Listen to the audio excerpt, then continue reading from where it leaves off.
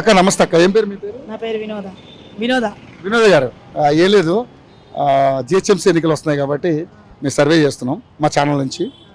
ఇప్పుడు డీలిమిటేషన్, ఎందుకంటే జిహెచ్ఎంసీ ఎన్నికలు ఇప్పుడు మేయర్ స్థానం ఏ పార్టీ కైవసం చేసుకుంటుంది దాని మీద సర్వే నడుస్తుంది. ఇప్పుడు డీలిమిటేషన్లో సీట్లు పెరుగుతున్నాయి, అంటే కార్పొరేటర్లు కూడా పెరుగుతూ ఉన్నారు. మరి గతంలో బీఆర్ఎస్కి బీజేపీకి 48 సీట్లు గెలుచుకుంది. మరి ఈసారి మళ్ళీ పోటీలో ఉన్నారు అందరూ కూడా, బీఆర్ఎస్, బీజేపీ, కాంగ్రెస్, పవన్ కళ్యాణ్, అదేవిధంగా కవిత, వీళ్ళందరూ పోటీలో ఉన్నారు. సో ఎవరు గెలిచే అవకాశం ఉంది? ఈ మేయర్ పీట ఎవరికి వస్తుంది? ఇప్పుడైతే అందరు అట్లున్నారు కాబట్టి ఇంకా చాలా చెప్పలేము. ఎందుకంటే మన దగ్గరికి అయితే శ్రవణ్ తెలుసా నీకు?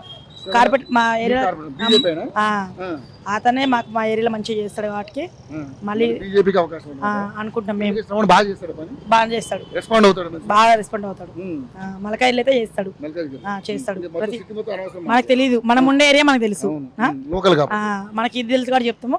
ఆ శ్రవణ్ కుమార్ అన్న అయితే బాగా చేస్తాడండి, బాగా చేస్తాడు.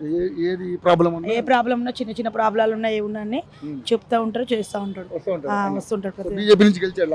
గెలిచాడు కదా మలకాయలు, అతను వచ్చిండు.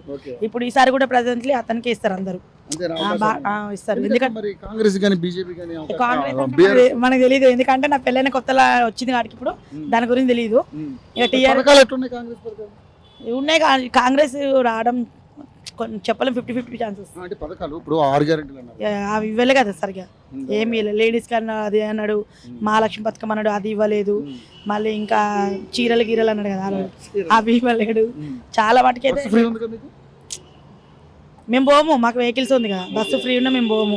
మేము లోకల్ కాబట్టి ఇక్కడ కాబట్టి ఏం పోతాం, ఫ్రీ అంటే మేము రెంటే కాబట్టి మాకు తెలీదు, మాకు బిల్ వస్తుంది, ఓనర్స్ కి తెలుసు అది కరెంట్ ఫ్రీ అనేది, బిల్ అనేది మనకు తెలియదు. మనకి లేదు, full gas amount, full gas. సన్నబియ్యం వస్తుంది, అదొకటి వచ్చింది, అదొకటి సన్నగా, మరి సన్నగా ఏం లేదు, మామూలుగా ఉంది. అటు రేషన్ బియ్యం కాదు, ఇటు సన్న బియ్యం కాదు, మామూలుగా ఉంది. సో మరి మొత్తం చూసుకుంటాక మరి ఇప్పుడు మరి ఇన్ని పార్టీలు పోటీ పడుతున్నాయి కాబట్టి బీజేపీకి అవకాశం ఉంటుంది అంటారు? మాకైతే మలకాయలో బీజేపీ వస్తుంది నమ్మకం.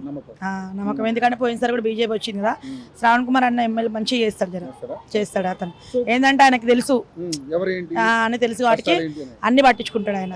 ఇక మిగతా వాళ్ళు అంటే ఇక తెలియలేదు, నాకు తెలీదు.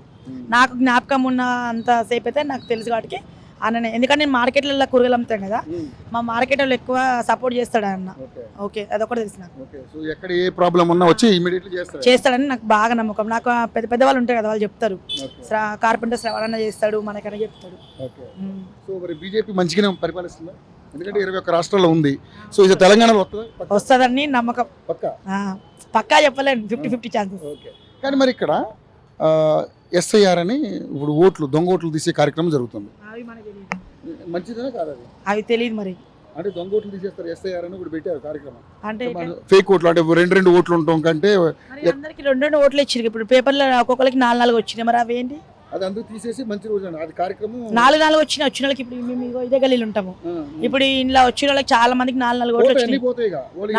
నాకు 2 వచ్చినాయి, ఒకటే ఓటు ఉంటుంది. 2 వస్తే ఒకటి కంప్లీట్ చేసి ఇవ్వాలని చెప్పి చెప్పింది, ఇంకా మేము కంప్లీట్ చేసి ఇవ్వలేదు. ఉండొద్దు మరి, ఉండొద్దు అంటే ఇక చెక్ చేసుకోవాలి వాళ్ళే. దొంగోట్లు ఉంటే ఇక వేయకపోతే కూడా పడ్డాయి అంటారు. మరి ఈసారి మహిళలకి 33% రిజర్వేషన్ అని సీట్లు కూడా పెరుగుతున్నాయి.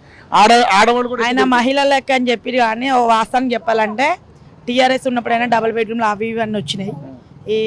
ఇదేమంటారు, ఇది వచ్చింది కదా కాంగ్రెస్, ఇది వచ్చినాకైతే ఏమైతే లేవు, ప్రస్తుతానికి ప్రజెంట్లో ఏం లేవు.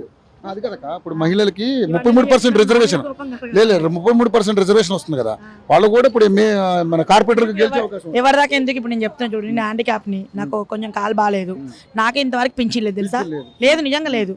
అతను టీఆర్ఎస్ ఉన్నప్పుడు కూడా రాలేదు, ఇప్పుడు ఇది వచ్చినాక వస్తుందని చెప్పండి, ఇతను కూడా రాలేదు.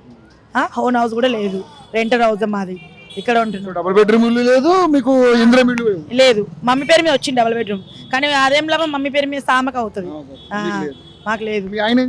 మా ఇవే వెజిటేబుల్స్, కూరగాయలు అమ్ముతాం మేము ఇక్కడే. మా పెళ్లి కూడా ఇక్కడ, మేము ఉండడం కూడా ఇక్కడ. మల్కాజిగిరి మొత్తం ఇదంతా మా ఏరియా.